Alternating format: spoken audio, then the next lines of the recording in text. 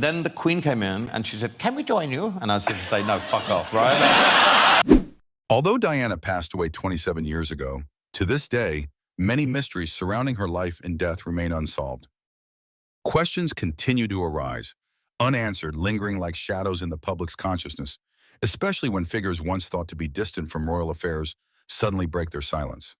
And this time, the person shaking the silence is none other than Sir Elton John, musical legend, Diana's confidant, and a quiet witness to some of the British royal family's most pivotal turning points. He wasn't just the man who sang Candle in the Wind, bringing the world to tears at Diana's funeral. He was one of the few who dared to remain steadfast in his convictions amid overwhelming pressure from both the royal family and the media. The relationship between Elton and Diana became a symbol of friendship transcending status, glamour, and even tragedy. But when Britain celebrated the wedding of Prince Charles and Camilla Parker Bowles in 2005, Elton John's absence sparked widespread speculation. Where was he during such a major royal event? And why did he, someone so close to Diana, not stand by the man who was once her husband on the day he married another woman? For years, that question simmered quietly, until recently when a source close to the entertainment world revealed that Elton John had a valid reason for declining the invitation to attend Charles and Camilla's wedding. A reason not only deeply personal, but profoundly tied to Diana's death, to the pain that is never fully healed in the heart of a true friend. Could it be that Elton knew something about Camilla that the rest of the world didn't? Or perhaps it was Camilla herself, the woman once branded the most infamous other woman in Britain, who had done something unforgivable? This story goes beyond mere speculation. When Elton John chose silence on Camilla's big day, it wasn't just a matter of polite detachment. It was a statement, a quiet yet weighty declaration that in his heart, justice for Diana still had not been served. And now, as more truths begin to surface, Camilla's image in the public eye once again finds itself under scrutiny. What really happened between Camilla and Elton John? And could these new revelations forever alter how we perceive the Queen Consort, a woman who once stood in the shadow of Princess Diana? The answers are slowly coming into the light as the final pieces of the puzzle begin to emerge. Although Elton John never carried royal blood, for a time he became almost indispensable at the most powerful gatherings in Britain. The 1970s marked a turning point, not only in his musical career, but in his entry into the private, ritual-laden, and temptingly glamorous world of the British monarchy. And the door into that world, surprisingly, was opened by one of its most rebellious figures, Princess Margaret. It was Princess Margaret, sister to Queen Elizabeth II, who sent the first dinner invitation to Elton John. And it wasn't just any dinner. To Elton, it was a sign that he had been chosen. In a world where every relationship is subtly arranged in a hierarchy of unspoken codes, that invitation was a quiet seal of approval, a golden ticket into the inner sanctum of aristocracy, where artists are only admitted by grace. With his flamboyant talent and magnetic eccentricity, Elton quickly became a sought-after guest at the most prestigious events held in Windsor Castle and Buckingham Palace. His relationship with the royals didn't end with that dinner. Over the years, Elton John interacted with several key members of the royal family. He once shared that he had danced with Queen Elizabeth II herself during Prince Andrew's birthday party, a nearly unimaginable sight. The Queen, epitome of protocol and tradition, swaying to music alongside a bold, colorful pop icon. Yet it revealed another side of the monarchy, a quiet curiosity, a longing to touch the modern world, to live freely, if only for a fleeting moment, behind layers of velvet and royal decree. Not only the Queen, but also the Duke of Edinburgh, Prince Philip, once had sharp, brief exchanges with Elton. Though famously strict, Philip had a certain interest in the artistic world. And Elton, with his wit and intelligence in conversation, gained notable favor from this powerful yet emotionally reserved man. Elton was even nicknamed the friend of three generations of royal women. He was not only close to the Queen, but also adored by the Queen Mother. On one rare occasion, Elton recounted a story of dancing with the Queen Mother, a woman renowned for her refined taste and sharp sense of humor. She not only invited him to dance, but also made jokes about his sparkling shoes, causing the entire room to burst into laughter. These moments, seemingly lighthearted and joyful, were proof that Elton John had truly become a special part of the invisible yet powerful web of British royal connections. From a performer emerging from London's lively stages, Elton John set foot on the marble dance floors of royal palaces, surrounded by figures thought to never lower themselves to associate with entertainers. But he did it, not through influence, but through talent and sincerity. Elton John's decision to live near Windsor Castle was not merely a residential choice, it was a silent testament to the special bond between him and the British royal family. Just a few miles from the Queen's residence, this location became a bridge for intimate meetings, symbolic afternoon teas, and meaningful conversations behind discreet iron gates. The geographical closeness quickly transformed into emotional closeness, allowing Elton John to cross the boundary between celebrity artist and trusted royal friend. His social standing within the royal family was further solidified when he was invited to perform at many official events, from national birthday celebrations to highly symbolic memorials. One of the most emotionally charged moments was when he performed Candle in the Wind at Princess Diana's funeral in 1997. His choked voice, every word filled with love, sorrow, and irreparable pain, brought tears to the eyes of the world. In that moment, Elton was no longer a pop star. He became the embodiment of the broken hearts of millions, and the most heartfelt voice for the woman the royal family had lost. Just a year later, in 1998, Queen Elizabeth II knighted him, a recognition not only of his artistic contributions, but also an affirmation of the special relationship between him and the monarchy. In reality, very few artists are knighted after such a politically sensitive event. But for Elton John, it was not only fitting, it was inevitable. His loyalty, discretion, and dedication to both Diana and the royal family made him a rare symbol, a public figure who never overstepped the monarchy's sacred boundaries. Although Elton John and Princess Diana came from two seemingly unconnected worlds, their fateful meeting in 1981 at a gala at Windsor Castle wrote a special chapter in both their lives. At the time, Diana was just a young bride-to-be of Prince Charles, while Elton was at the height of his musical career. Amid the dim golden lights and the echoing notes of a piano in the Grand Hall, they met not with the usual formality between royalty and artists, but through a spontaneous, genuine dance, as if two souls were recognizing each other in a sea of strangers. From that very moment, an invisible yet enduring bond was tied between them. Diana saw in Elton John not just a talented artist, but a soulmate, someone who listened, who comforted, and who could make her laugh even on her darkest days. And for Elton, she was a symbol of compassion, of gentleness within the rigid confines of the palace, where emotions were often stifled by ceremony. Every time they met again, whether at parties or on charitable missions, it felt like a seamless continuation of a conversation that had never been interrupted. That friendship was not confined to dances or heartfelt conversations. It was most clearly expressed through tireless companionship in humanitarian activities. Most notably was their collaboration in the AIDS Foundation, established by Elton John in 1992. At that time, HIV/AIDS was still heavily stigmatized, especially in British society and particularly within the royal family. Yet Diana did not hesitate to appear at hospitals, hold the hands of patients without wearing gloves, and give them a gaze not of judgment but of empathy. Elton, who had witnessed many of his friends fall to the disease, was moved to the point of speechlessness by her courage. They stood together not only on charitable stages but also supported each other quietly.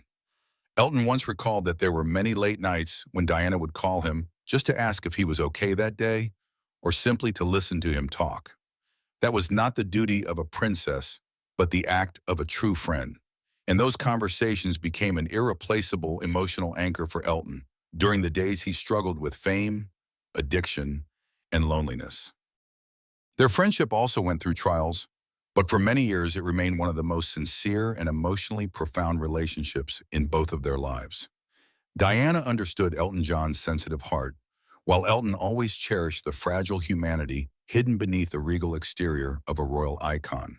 They were two wounded artistic souls who happened to find each other in a world full of pressure and expectations, and from there accompanied and healed one another with a rare, genuine friendship.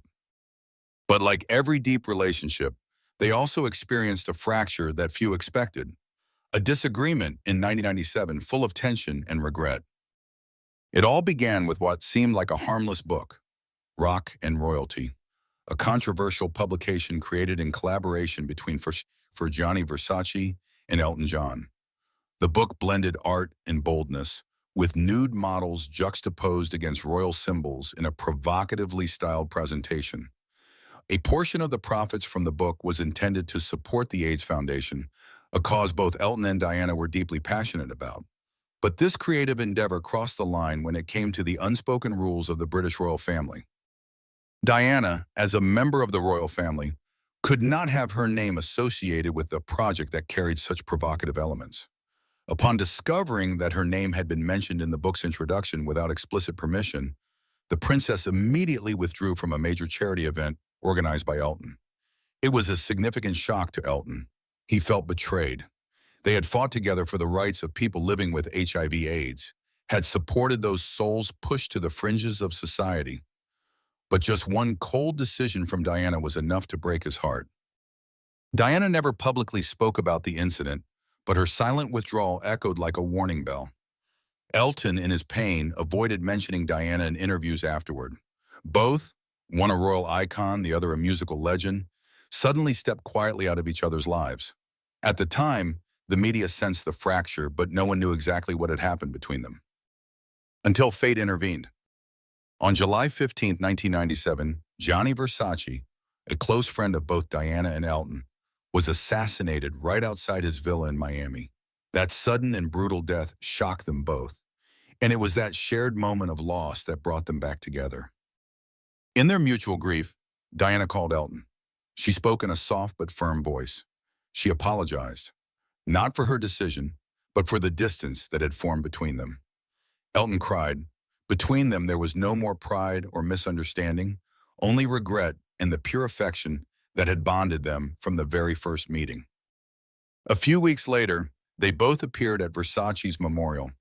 They sat next to each other, held hands. No words were needed. The world understood that the friendship had been mended.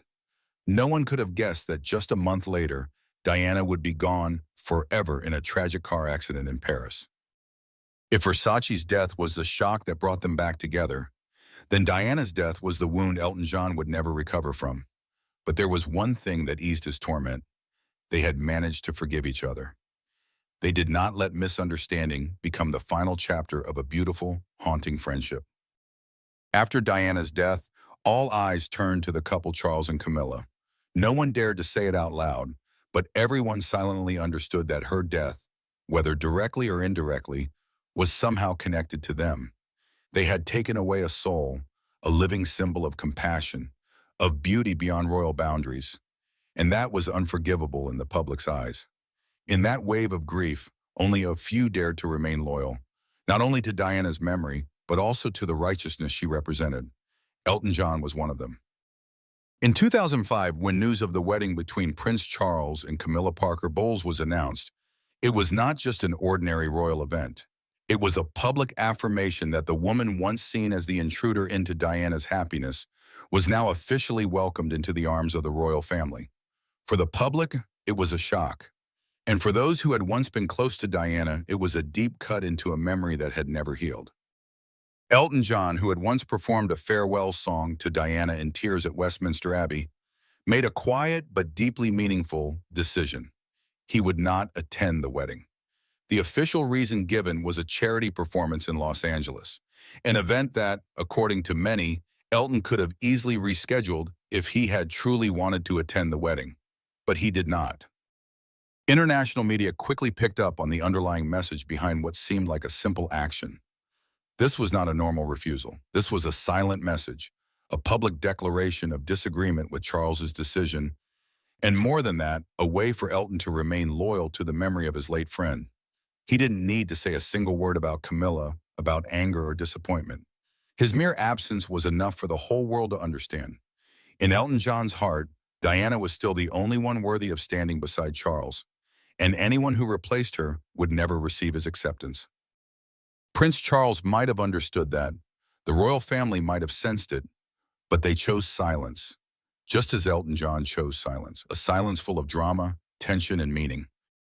For Elton John, not attending the wedding was not an act of hostility, but a way to preserve the memory of a friend who had once been hurt, betrayed, and ultimately passed away in loneliness and controversy. It was a refusal to step into a scene where he no longer saw the light of justice or forgiveness. Camilla may have officially become the Duchess of Cornwall, but in the hearts of people like Elton, she would forever remain outside the door of trust. And thus, with a quiet but powerful absence, Elton John once again stood by Diana, not with his voice, but with a symbolic choice. Once again, he showed the world that sometimes silence is the loudest voice of all. Few could have guessed that, after many years of harsh criticism, in keeping a clear distance from Camilla Parker Bowles, Elton John would unexpectedly become the central figure in a shocking revelation involving the woman seen as the reason for Princess Diana's marriage breakdown. An old report unearthed by the Hollywood Inquirer revealed a completely different chapter in Elton's life, a chapter buried for decades and tied to the name Camilla Shand, Camilla Parker Bowles, before she married Prince Charles. According to the article, in 1965, when he was just an 18-year-old young man entering the music world, Elton John experienced a brief but intense summer romance with Camilla, who was then a 17-year-old aristocratic girl from the noble Shand family.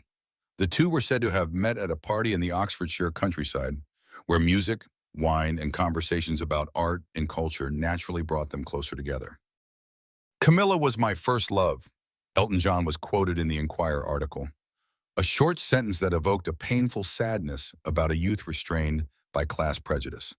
At that time, Elton was not the legendary Sir Elton John of today, but merely an unknown musician from a working-class family in Pinner, while Camilla came from noble lineage, connected to both the aristocracy and the royal army. Camilla's family was said to have immediately forbidden the relationship, believing that boy is unworthy and has no future.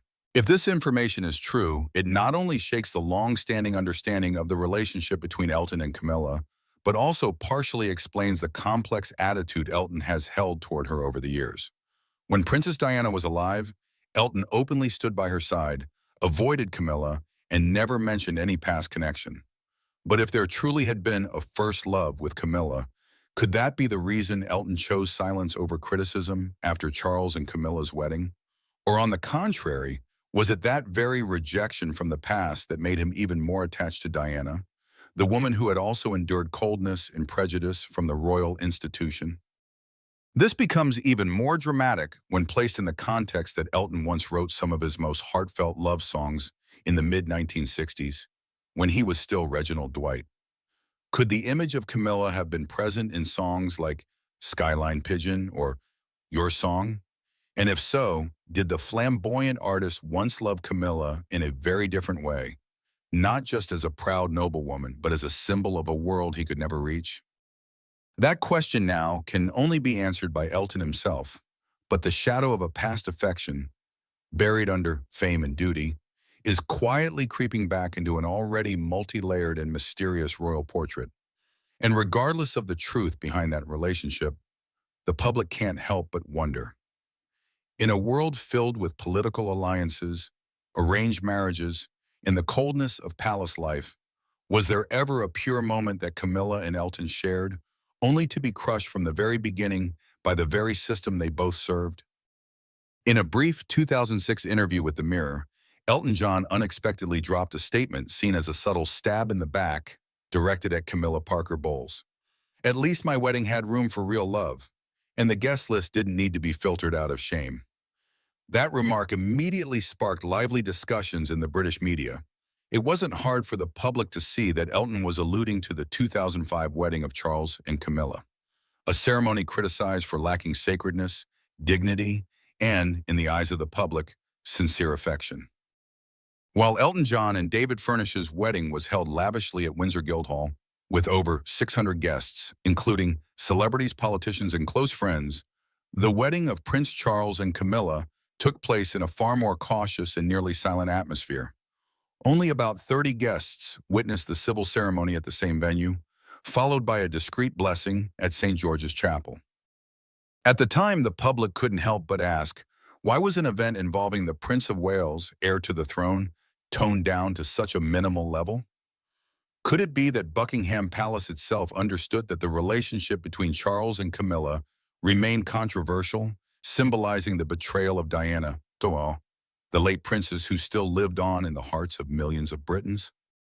The harsh comparison between the two weddings wasn't just about guest numbers or ceremonial grandeur, but a reflection of the stark contrast between a relationship cherished by the public and one still viewed with suspicion and scorn. Elton, by publicly throwing subtle shade at Camilla, added fuel to the fire of opposition that had never truly died down against the woman once seen as the third party who disrupted royal happiness. Elton John's half-joking, half-serious comment not only wounded Camilla's pride, but also served as a public retaliation for the unresolved past between them. In the public eye, Camilla continued to be cast in the villain's role, the woman who would never be welcomed with admiration or respect like Diana. And in that invisible battle, Elton John, a cultural icon with undeniable influence, chose to stand by his late friend in the most profound and decisive way, turning insult into a public weapon right under the spotlight of the media. Although Elton John had long had tense and quietly adversarial relations with certain royal figures, especially Camilla Parker Bowles, his bond with the two princes, William and Harry, told a completely different story, one of warmth, connection, and compassion. The bond didn't just begin with his friendship with Princess Diana, but was further strengthened by Elton's constant presence during key moments in the lives of her two sons. When Prince William married Catherine Middleton in 2011, Elton and his husband, David Furnish, were invited as honored guests. The image of Elton seated in the front rows at Westminster Abbey, quietly observing the grand ceremony, moved many. It was not just an ordinary royal event, but a moment where Diana seemed to be present through the fond gaze of her old friend. Elton gave no speech, no performance, but his presence carried symbolic weight, as a witness to the love Princess Diana had once devoted to her eldest son. But it wasn't until Prince Harry and Meghan Markle's wedding in May 2018 that Elton John truly left an indelible mark. After the ceremony at Windsor Castle, during the private reception held at Frogmore House, Elton himself performed for the newlyweds. With timeless hits like Tiny Dancer and Your Song, Elton revived memories of the past, when he sang a farewell to Diana at her 1997 funeral. But this time there were no tears, only laughter, joy, and a touch of bittersweet nostalgia wrapped in music. Beyond the celebrations, Elton John repeatedly spoke out in public to defend Harry and Meghan from media criticism. One notable example came in 2019 when the couple was slammed by British tabloids for flying on private jets while advocating for environmental causes.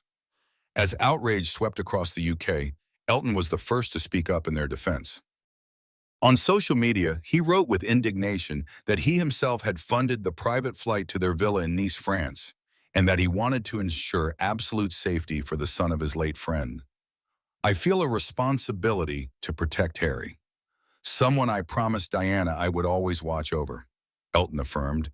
He also criticized the press for spinning the story negatively, ignoring the efforts Harry and Meghan had made for both the community and the environment. This fierce defense not only made Elton a kind of media shield for the most controversial couple in the royal family, but also showed that he had never forgotten the promise he once made before Diana's casket. In a royal household divided by generations, prejudice, and power, Elton John, with the soul of an artist and a loyal heart, remains the bridge of emotion between past and present, between a departed mother and the children still struggling to define their identities amid the whirlwind of tradition and modernity. No one can deny that amid the storm of criticism and the wave of skepticism surrounding Harry and Meghan, one prominent figure has silently backed them, Sir Elton John. Not only a loyal friend, Elton has played the role of a royal impresario, using his influence and global connections to chart paths for the exiled royal couple after stepping out from under the protective umbrella of Buckingham Palace. It was Elton John who first suggested the potential of partnering with international media platforms like Netflix. With experience in co-producing several documentary projects and close ties to senior executives in global media corporations, Elton did far more than just make a casual introduction. Private meetings, undisclosed phone calls, and discreet dinners at his private villa in France all were links in the chain that helped Harry and Meghan land a $100 million deal with Netflix in 2020. a deal seen as their greatest financial lifeline after relinquishing royal privileges. Beyond material support, Elton's role carries strong symbolic weight. He was the only one among their celebrity friends who didn't turn his back on Harry and Meghan after their controversial interview with Oprah Winfrey. When British tabloids launched attacks on the couple, it was Elton John who tweeted, urging the public to show humanity and consider their mental health, emphasizing that the media had forgotten they were still human beings and parents of two young children. Even during the firestorm of 2019, when Harry and Meghan were slammed for using a private jet to France, seen as hypocritical while simultaneously advocating for climate change, Elton John came forward with a firm defense. He not only confirmed that he had funded the trip himself, but stressed that it was a necessary safety measure in the aftermath of the tragic accident that took Princess Diana's life. "I feel a responsibility to protect them, the way I once failed to protect Diana," Elton wrote on social media. That sentence, more than any other, encapsulated his loyalty, affection, and guilt as a friend who once lost a soulmate to media pressure. Elton John, with his flamboyant demeanor, colorful suits, and ever-present sunglasses, has never held an official role within the British royal family. Yet he remains an indispensable figure in Harry and Meghan's journey to define themselves outside the palace walls. Not an advisor, not a sponsor, but a spiritual patron, a symbol of freedom, resilience, and humanity that the young couple aspires to embody. Within a royal system where loyalty is often traded for power and public image, Elton John chose to stand on the side of friendship, memory, and truth. And that, though silent, resounds louder than any royal ceremony. Throughout his long journey, Elton John has left a mark not only in music but also in the hearts of the public. As a living witness, a close friend of the late Princess Diana, and a figure deeply intertwined with the British monarchy. From his moving friendship with Diana, which inspired him to write Candle in the Wind 1990, touching millions of hearts, to his unwavering support for Princes William and Harry during turbulent times, Elton has taken a clear stance, supporting truth, loyalty, and justice for those he loves. However, his relationship with other royal members, particularly Queen Camilla, has been anything but pleasant. As hidden corners begin to surface and the Pandora's box named Diana is reopened, Elton has not hesitated to speak out. His insinuations, both public and discreet, over the years have gradually painted a complex portrait of Camilla, a woman once loathed by the public, then gradually rehabilitated, yet never fully forgiven. In this portrait, Elton's revelations might be the very strokes that shake the foundations of an image carefully crafted over decades. Elton John is more than an artist. He is a living memory of the British royal family and someone who refuses to remain silent when justice is distorted. His dazzling career, global influence, and deep connections lend weight to every word he speaks. His support for Meghan and Harry, helping them gain access to media giants like Netflix, is not merely an act of kindness. It is a public defense against a powerful institution that has left them gasping for air. And now, as secrets slowly come to light, the public stands at a critical crossroads. Could Elton John's revelations, whether direct or implied, bring down Camilla's image once more? Or will she endure the backlash as she has before? We want to hear your voice. Share your thoughts in the comments section below. Do you believe Elton John was right to speak out? Have these revelations changed the way you see the royal family? And can Camilla continue to maintain her role as queen amid a rising tide of public doubt? Follow us to stay updated with the latest news from trustworthy sources, because the story isn't over, and perhaps the biggest shock is still to come.